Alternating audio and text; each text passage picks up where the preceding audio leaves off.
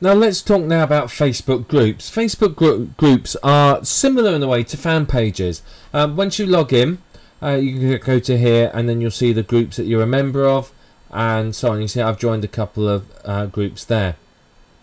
And you can create a group up here. Now groups are, again, as I said, they're very similar in purpose to a fan page, is to let people know, but they're more, I think, interactive between people within the group. A fan page is much more static. People go, they have a look and go, oh, there you are. Whereas a group is a bit more involved. It's more like a forum, if you like, in old terms. Now again, it's a good place. You can come here, look at the members, find people that are interested in your niche, and have them all become your friends.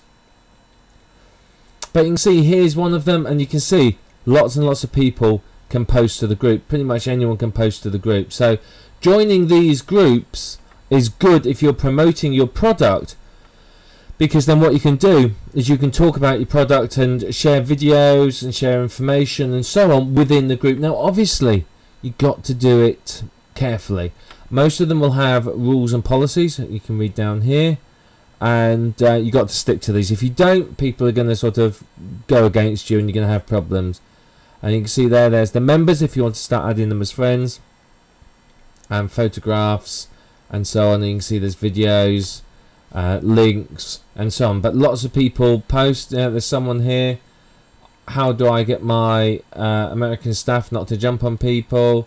And you can see there's people providing advice. So they're very, very good groups for discussions. So people will discuss what's going on there. So it's a good way to interact with your with your people, with the people that are interested in your niche.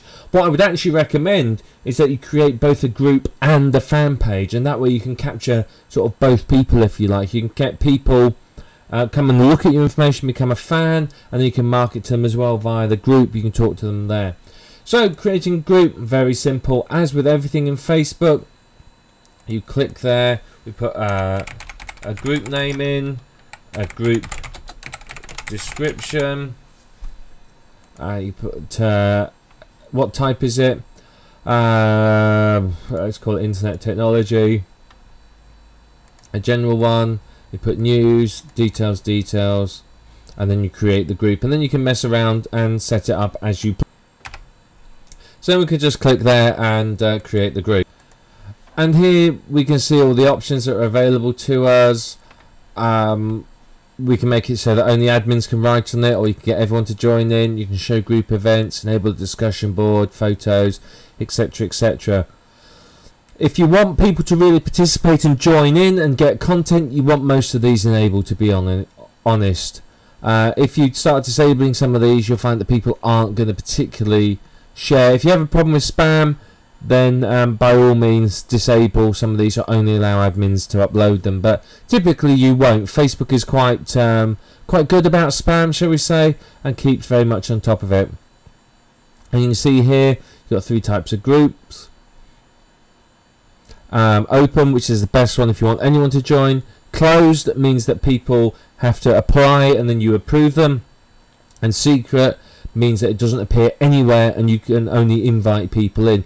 Now typically you're going to use the open group, though you may use a closed or a secret group if you're doing something special, sort of coaching, training or something like that. You know, if I was running a coaching program, I may well use a secret group on here just for my members to get together on Facebook as well. And that's all you do with the groups, really. It's simple to do, isn't it? It's not hard. I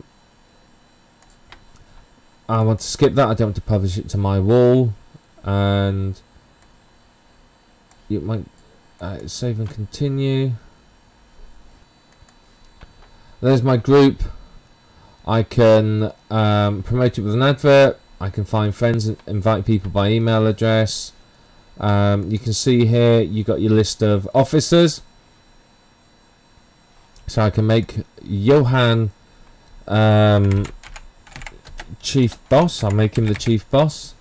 So he's an officer. And there you are. And then obviously you can customize your group in here if you want to, where we were before. But you can go back to the group. And you'll see there's our group. and you can mess around, promote it, create events, invite people to join, put stuff up here, edit the information and change it, and so on.